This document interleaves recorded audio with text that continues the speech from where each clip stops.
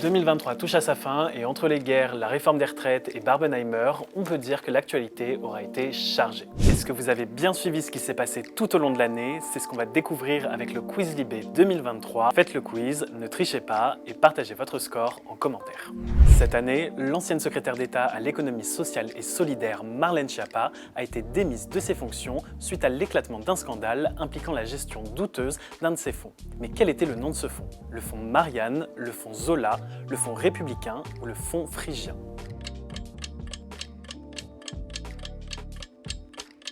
Il s'agit du fonds Marianne, mis en place en 2021 et qui fait actuellement l'objet d'une information judiciaire par le parquet national financier pour détournement de fonds et abus de confiance. Le 8 janvier dernier, des militants d'extrême droite ont pris d'assaut les principales institutions de ce pays, dont le palais présidentiel. Mais de quel pays s'agit-il? Est-ce les États-Unis, l'Argentine, le Brésil ou le Vietnam?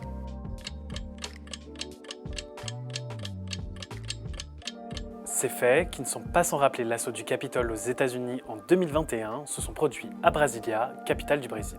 Des soutiens de l'ancien président Jair Bolsonaro ont envahi les institutions du pays pour contester la victoire de son adversaire Lula aux élections présidentielles.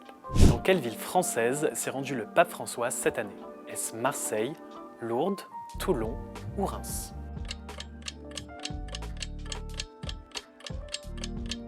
Le souverain pontife s'est rendu les 22 et 23 septembre dernier à Marseille, un déplacement dans lequel il a tenu un discours fort sur la cause des migrants. Le Festival de Cannes cette année aura été marqué par sa Palme d'Or, Anatomie d'une chute de Justine Triet, mais quel film a remporté le Grand Prix?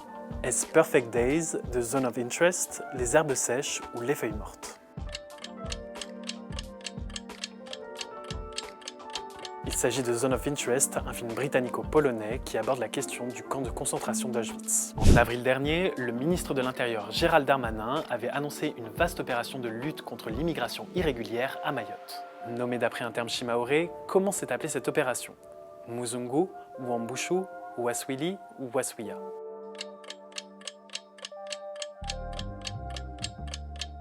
Il s'agit de l'opération Wambushu, signifiant reprise, reprise en main, et depuis son lancement, le quotidien des Mahorais est toujours marqué par la violence et par une crise de l'eau potable. Une célèbre Jane nous a fait ses adieux cette année. Libé lui a consacré sa une, mais de quelle Jane s'agit-il? Est-ce Jane Fonda, Jane Birkin, Jane Goodall ou Jane Seymour?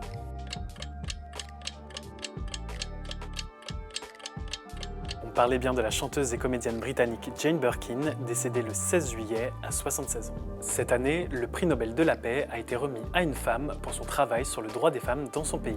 Mais quelle est sa nationalité? Est-elle ukrainienne, colombienne, iranienne ou tunisienne?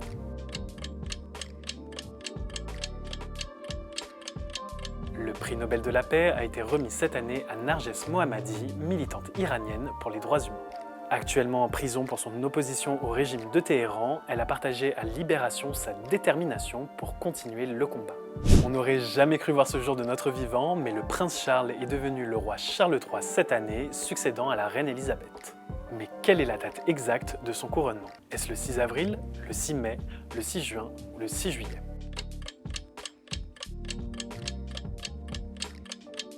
Pour l'occasion, le jour était férié au Royaume-Uni, il s'agit du 6 mai 2023. Laquelle de ces grandes chanteuses américaines nous a quittés cette année? Est-ce Aretha Franklin, Tina Turner, Gloria Gaynor ou Diana Ross? Il s'agit de Tina Turner, décédée le 24 mai dernier à 83 ans. Connu comme le chef de la milice paramilitaire Wagner, Evgueni Prigojine a tenté de renverser le régime de Vladimir Poutine en marchant sur Moscou le 24 juin dernier avec 5000 hommes avant de faire volte-face. Il décède 2 mois plus tard, mais dans quelles conditions? Est-ce qu'il tombe de sa fenêtre? Est-ce qu'il disparaît dans le crash d'un avion? Est-ce qu'il meurt empoisonné? Ou est-ce qu'il se fait exécuter?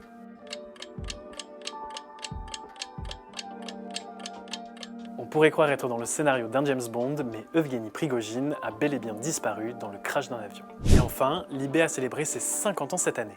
Mais quelle était la date exacte de la toute première publication? Était-ce le 8 mai 1973, le 18 avril 1973, le 14 juillet 1973 ou le 18 mars 1973?